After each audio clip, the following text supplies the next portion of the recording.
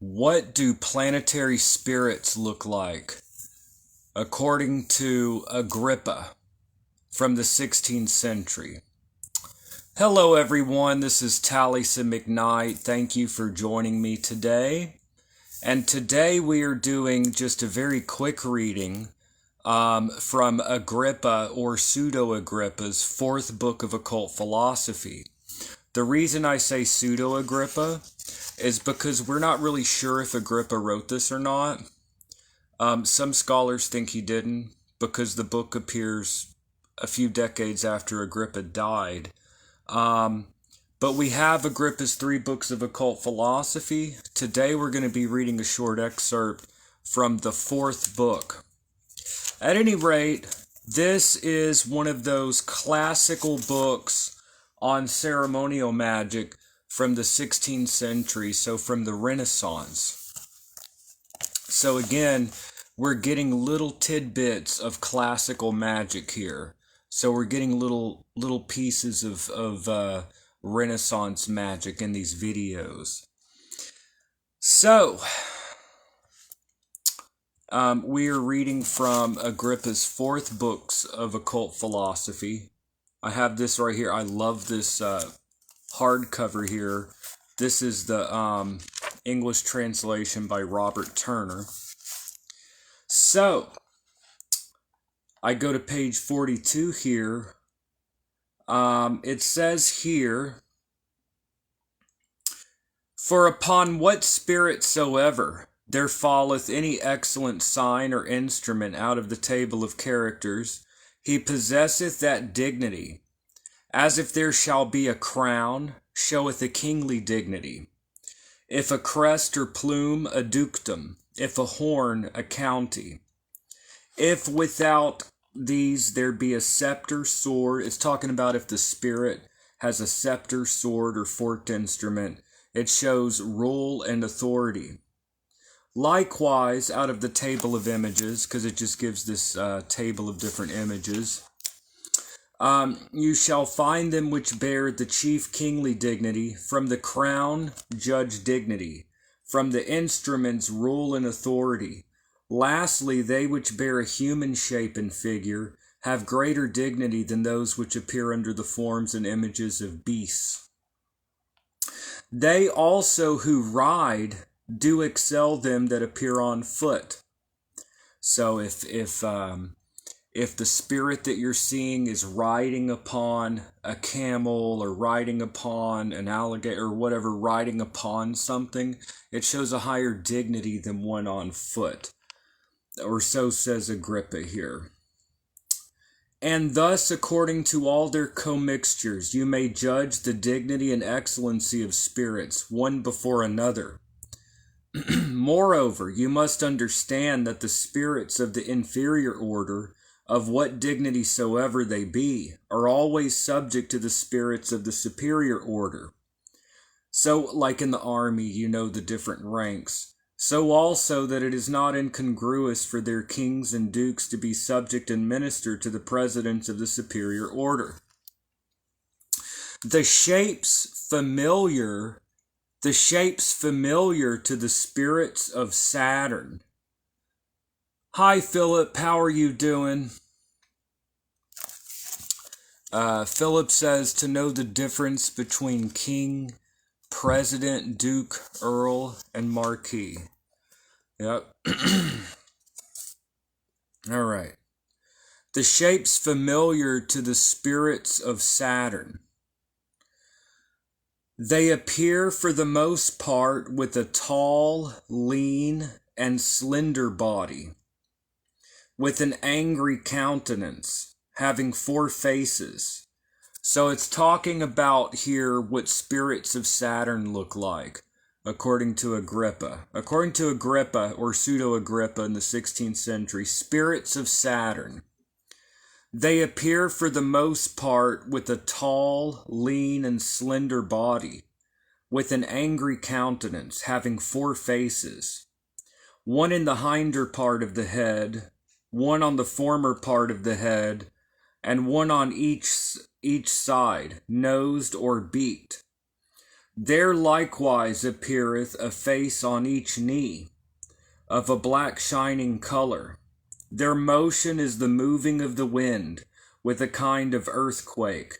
Their sign is white earth, whiter than any snow. The particular forms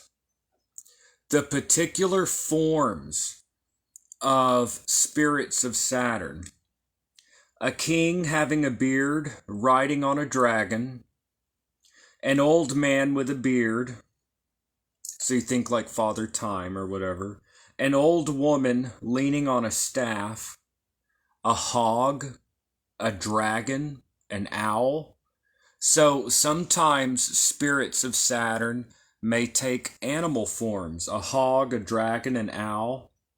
Also, they could appear as objects, a black garment, a hook or sickle. So you may be scrying, communicating with the spirit of Saturn, and instead of an entity, you see a hook or sickle, a juniper tree. The familiar forms to the spirits of Jupiter. Now we're on Jupiter. The spirits of Jupiter do appear with a body sanguine and choleric, of a middle stature, with a horrible fearful motion, but with a mild countenance, a gentle speech, and of the color of iron. The motion of them is flashings of lightning and thunder. Their sign is, there will appear men about the circle, who shall seem to be devoured by lions. Now, this is not to say that this is necessarily what would happen. As a matter of fact, I've never really noticed much of this type of thing. But it's interesting. This is one glimpse into what these spirits could appear as, according to the Renaissance sources. So the particular forms of spirits of Jupiter. Their particular forms are a king with a sword drawn, riding on a stag. A man wearing a mitre and long raiment. A maiden with a laurel crown adorned with flowers. So a spirit of Jupiter could appear as a young maiden with a laurel crown adorned with flowers. Also animal forms, a bull. The spirit may appear as a bull, a stag, a peacock. Or as objects, an azure garment, a sword, a box tree. The familiar forms of the spirits of Mars. They appear in a tall body, choleric, a filthy countenance, of color brown, swarthy, or red, having horns, like hart's horns, and griffin's claws, bellowing like wild bulls. Their motion is like fire burning, their sign thunder and lightning about the circle. The particular forms of spirits of Mars are a king armed, riding upon a wolf. Again, what it said earlier, they could ride upon various, they could be riding on an animal. A king armed, riding upon a wolf. A man armed. A woman holding a buckler on her thigh. A he-goat, a horse, a stag, a red garment, wool, a cheese-slip. All right, let me see here. Okay. Very interesting. Philip's given some information here in the context of the Kiasol. The lesser key, or the Ars Goetia of the Lemegaton. All right. Very interesting. Yeah, thank you for sharing that. It's very interesting. Okay, sorry, let me get on this here. So, shapes familiar to the spirits of the sun. The spirits of the sun do for the most part appear in a large, full, and great body, sanguine and gross, in a gold color with the tincture of blood. Their motion is as the lightning of heaven. These are spirits of the sun. Their sign is to move the person to sweat that calls them, but their particular forms are. So you may end up sweating, according to Pseudo Agrippa here, when you call spirits of the sun. That could be a sign of their appearance. You begin to sweat. But the particular forms of spirits of the sun, a king having a scepter riding on a lion. Again, a lion is obviously solar like Leo. So a spirit of the sun, according to Agrippa here, may appear as a king with a scepter riding on a lion, or just as a crowned king, or a queen with a scepter. Also a bird, a lion, a rooster, a yellow or golden garment, a scepter, cauderous. So the familiar shapes of the spirits of Venus, they do appear with the fair body of middle stature, with an amiable and pleasant countenance of color white or green, the upper part golden. The motion of them is as it were a most clear star. For their sign, there will seem to be maids playing without the circle. So a sign that they appear, there may seem to be like young ladies or women like playing outside the magic circle. So for their sign there will seem to be maids playing without the circle, which will provoke and allure him that calleth them to play.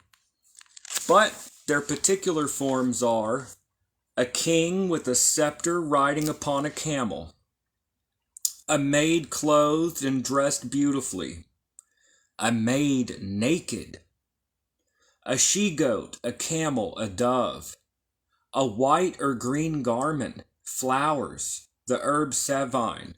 So again, the planetary spirits may appear as items. Of course, you should still get a communication.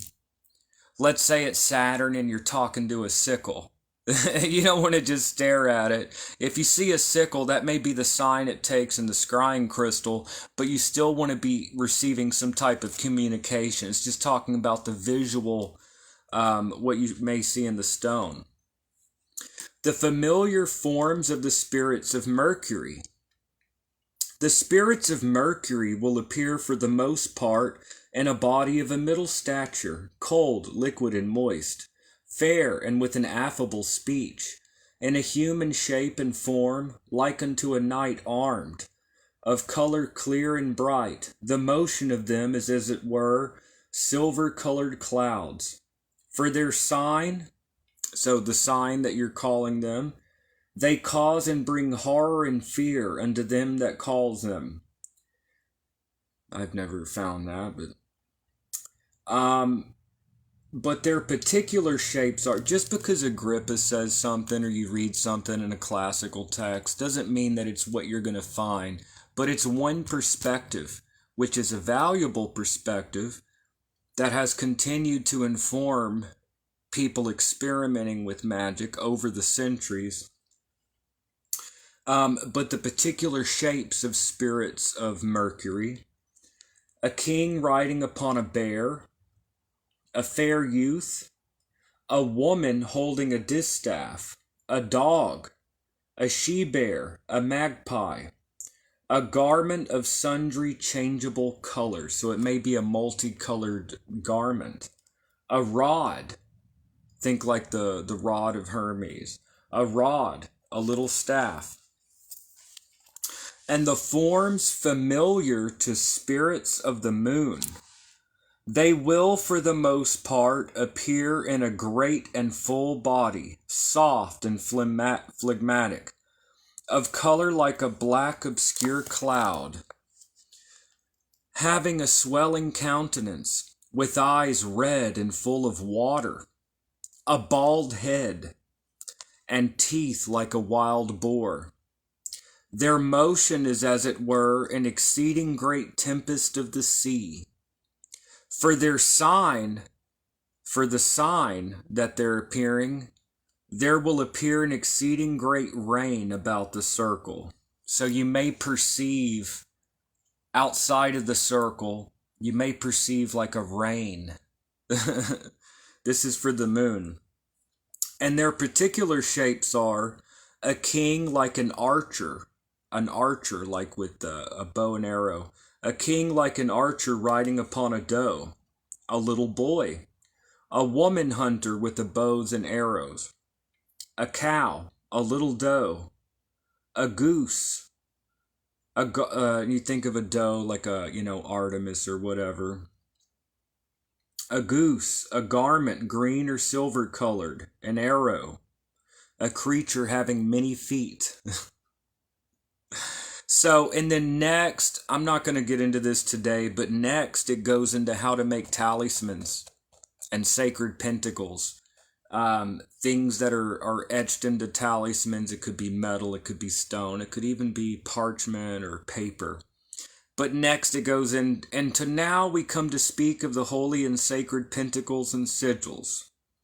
Now these, I'll read just a bit. Now these pentacles are, as it were, certain holy signs, preserving us from evil chances and events, and helping and assisting us. Anyways, it goes on and on. It goes into like how to make talismans and things. So very useful. This is from the 16th century. There's nothing wrong with modern books of magic. I love modern books of magic. But I mean, this is still here from centuries ago. This has been informing people experimenting with magic for the last 500 years. The fourth book. So, it's interesting that a spirit may not appear just as a person. People often think when they call up a spirit, it's going to appear like a human being. I've had experiences with spirit evocation where I was very distraught at what I was looking at. It was not anything like anything that I had seen before, and it was very... It's not that it was necessarily like bad looking, it's just that it was so foreign that it made me uncomfortable. Spirits may not appear as like although there are things in grimoires where it says, I summon you to take upon a nice comely human shape with fair speech and all of that. But planetary spirits could appear as animals. They could appear as items, objects. They could appear in many different forms. You may see them covered in eyes. You may see them in all kinds of different forms. You may hear different types of voices. Some may be high-pitched and like a maiden. Some may almost sound like something growling or with a hoarse speech, like someone that's been screaming a lot and then their voice, they're talking funny. Some may have a voice like that. So it's pretty interesting. And this all goes back to individual experimentation. Of course, with preparation. Now, preparation in classical magic would be to have a magical circle, have the proper equipment, and have a period of abstinence and purification. And probably some guidance from someone with experience would be helpful. This isn't something to jump into, but these are things to be experimented with. So anyways, it just goes to show that the forms that planetary beings can take can really vary quite a bit. Shem angels. Now, I want to be very careful.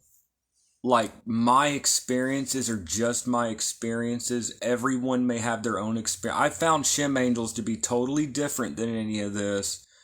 I've usually found them to be either like shining light. I've also seen the Shem angels to take the form of like kingly figures like on thrones with crowns on their heads.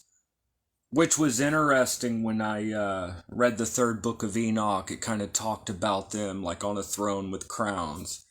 And I've seen them take on more like traditional angelic forms, like covered in eyes. And that's just me. I'm not saying that what I experienced is the truth, but I don't see anything that looks like this. But I've seen like planetary spirits and intelligences take on this type of form.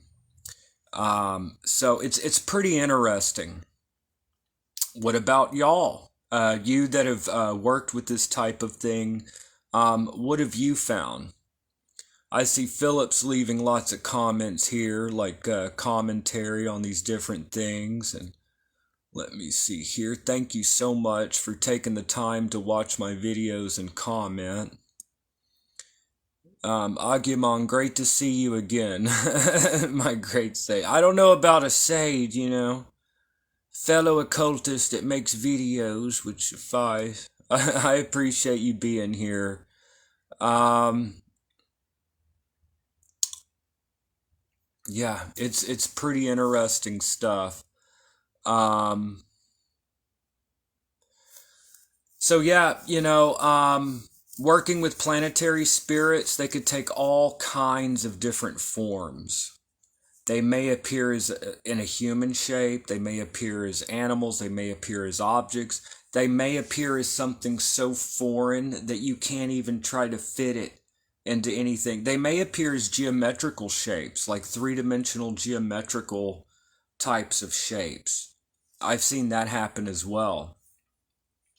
I've also seen them appear as sigils, but like moving and like expressive. I don't know how to describe it. But again, that's just my own visionary experiences. How about y'all? What have you experienced? But that is just a quick look, you know. Not trying to make this about mine or you know, experience or anyone else necessarily, but I encourage people to share. But this is what planetary spirits could look like according to the Renaissance material. So I love reading these books from the 1500s, 1600s on magic. We really kind of get a glimpse. And this is what a lot of our modern magic is based on. They were reading Agrippa. So I like to go back to the classical sources. So these are little tidbits of Renaissance magic in these videos. So I really appreciate y'all watching my videos. It really means a lot to me. Thank you so much. Yep, and I really do appreciate y'all. And I hope y'all have a wonderful day. Yeah, thank you so much. And I look forward to seeing y'all in my other videos. I really do appreciate y'all. All right, thank you so much. And blessings to everybody. And I'll see y'all in the next video. Thank you so much. Have a great day, y'all.